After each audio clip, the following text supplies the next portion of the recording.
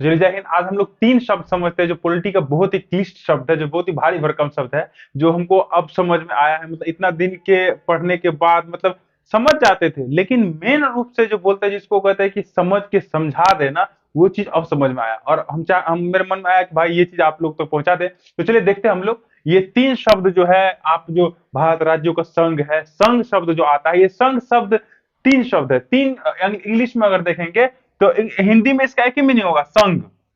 इसका भी अर्थ होगा संघी, और इसका भी अर्थ होगा संघी, और इसका भी अर्थ होगा संघी। परिसंघ इसका अर्थ होगा, क्या होगा? परिसंघ, परिसंघ, इसका भी परिसंघ। देखिए ये सिमिलरिटी है सभी, ये संघ और ये संघ, ये संघ, परिसंघ, ये परिसंघ हो गया, सभी एक ही है। लेकिन इंग्लिश के शब्द के अनुसार अगर देखेंगे तो सबका अलग अलग मीनिंग हो जाता है। तो वो मीनिंग क्यों हो जाता है, कैसे हो जाता है, और वो कैसे होता है वो अलग अलग, इस चीज को हम लोग देखेंगे। थोड़ा सा बस इस कॉन्शियस होकर देखिएगा, सब कुछ समझ में आ जाएगा। जैसे देखिए, ई भी संघ है, ई भी संघ है, और ई भी संघ है, तीनों संघ है। पॉलिटी का ये तीन शब्द बहुत ही क्लिष्ट शब्द है। यानी कि अगर क्वेश्चन पूछ भी लेता है कि इन तीनों में से हमारा देश किस किस संघ के हिस्सा है, मतलब संघ सारे हैं, ये भी संघ है, ये भी संघ है, फेडरेशन भी है, यूनियन भी है, और कॉन्फेडरल भी है, कॉन्फेडरेशन कॉन्फेडरल भी है। लेकिन हमारा इंडिया, हमारा भारत कौन सा है इसमें से? यूनियन है, फेडरेशन है, या कॉन्फेडरल है, या कॉन्फेडरेशन है? इसमें से क्या है हमारा देश? तो सबसे पहले तो ये समझ लीजिए, हमारा देश जो इंडिया है वो यूनियन है। यानी इंग्लिश के शब्द जो यूज किया है वो यूनियन किया है। इस तीनों शब्द का अलग अलग मीनिंग बदल जाता है। इस पहले तो एक नजर में देखेंगे तो ये भी संघ है, ये भी संघ है, और ये भी संघ है। अब इसको बढ़िया से देखिए, और थोड़ा सा इधर कॉन्शियस होइएगा, बढ़िया से देखिए। चलिए देखते हैं हम लोग। देखिए यूनियन, UNION, यूनियन, यूनियन का भी अर्थ होता है संघ। अब यहाँ पर एक चार्ट देखिए बढ़िया से। देखिए यूनियन का मतलब सीधा समझिए कि एगो केंद्र है, एगो मेन केंद्र है। यूनियन का मतलब सीधा देखिए बढ़िया से, एगो मेन केंद्र है, और इसमें से सब ठो राज फूटा है, इसमें से सब ठो राज फूटा है, इसमें से राज सब ठो फूटा है। और ई केंद्र कहता है, लो तुमको दिए यहाँ का खेत खाने के लिए, लो तुमको दिए यहाँ का खेत खाने के लिए, लेकिन तू मेरा बाप नहीं हो सकता है। यानी कि मालिक तुम्हारा हम ही रहेंगे, जो भी मेन डिसीजन होगा वो हम ही लेंगे, लेकिन यहाँ की जो देख रेख है, यहाँ की जो सभी चीज है, इसका तू देखभाल करो। लेकिन मेन मालिक कौन रहेगा?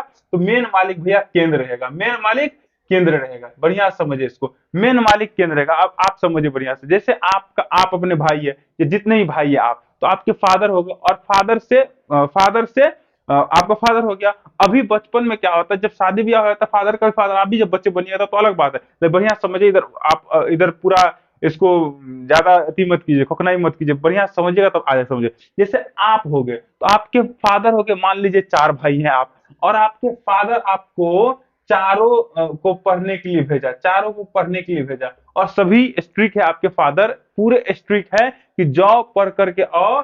लेकिन अगर आप कहिएगा कि नहीं हम नहीं पढ़ेंगे, तो आपके फादर क्या करते हैं? आपके फादर पीट देते हैं। तो पीट देते भैया, तो ये समझिए मेन केंद्र हो गया, और ये केंद्र, ये बेटा बेटा सब हो गया, ये बेटा सब हो गया। अगर ये कुछ भी करेगा तो इसको पीट देगा, इसको बोलेगा कि तू इधर ज्यादा होशियार हो गया, पीट देगा, इसको खतरनाक पीट देगा। तो इसीलिए बोलता है कि ई यूनियन का अर्थ हो गया अधिकतर पावर किसके पास रहेगा, सब शक्ति, मेन शक्ति किसके पास रहेगा? तो भैया केंद्र के पास रहेगा। मेन शक्ति किसके पास रहेगा? केंद्र के पास रहेगा। अब चलिए यही इसी चीज को ध्यान में रखते हुए आगे बढ़िए। ये भी संघ है, ये भी संघ है, ये भी संघ है। इस चीज को बढ़िया समझ गए कि मेन केंद्र में शक्ति रहेगा, और छोटा छोटा टुकड़ा में बांट दिया है, उसको भी थोड़ा थोड़ा शक्ति दे दिया है, और बोला कि भैया इस क्षेत्र का देख रेख करो, और इस देख रेख में कोई कमी होगा तो हम भी तुम्हारा साथ देंगे, लेकिन कभी भी मेरे विरुद्ध, या हम इस केंद्र के विरुद्ध, या इस देश के विरुद्ध कभी भी तू कोई कानून न बना सकता है, न कुछ ऐसी घटनाएं कुछ भी कर सकता है जो इस केंद्र के खिलाफ हो। यानी कि इस केंद्र के खिलाफ अगर जाइएगा थूर देगा, लेकिन आप इसके खिलाफ जा ही नहीं सकते। अगर जाइएगा तो आपको थूर देगा ये, ठीक है? अपने बाप के खिलाफ जाइएगा तो नहीं, कितना मार खा लेगा, कितना मार खा लेगा, ठीक है? ये बाप हो गया, समझ, ये बेटवा हो गया। अब इसी चीज को समझिए। अब ये अपना भारत हो गया, ऐसा अपना भारत है।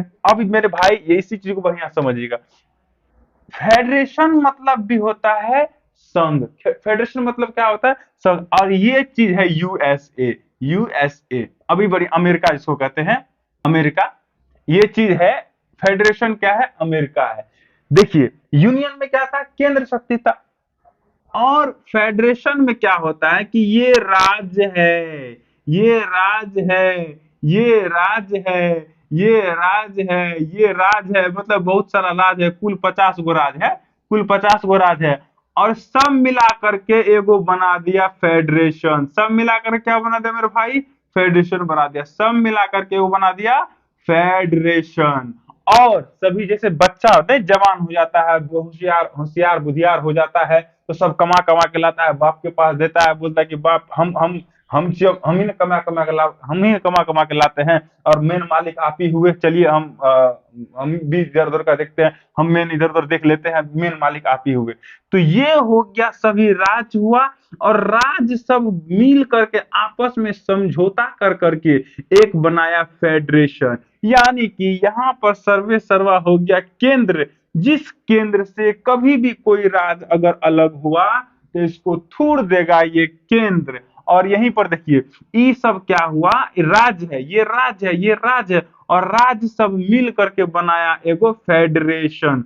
और अगर इसका मन करेगा, अगर इसका मन करेगा तो नहीं खेलेगा, इसका इसका अगर मन करेगा तो इसमें से हट भी सकता है। जैसे आप गांव देहात में सुने होंगे, कमेटी खेलता है, 10-12 आदमी मिलकर कमेटी खेलता है, इसको जरूरत पड़ा जो हेल्प करेगा उसका हेल्प करेगा, और जिसको जब नंबर आता है तो वो जाता है, उसके फेवर में जाता है वो कमेटी।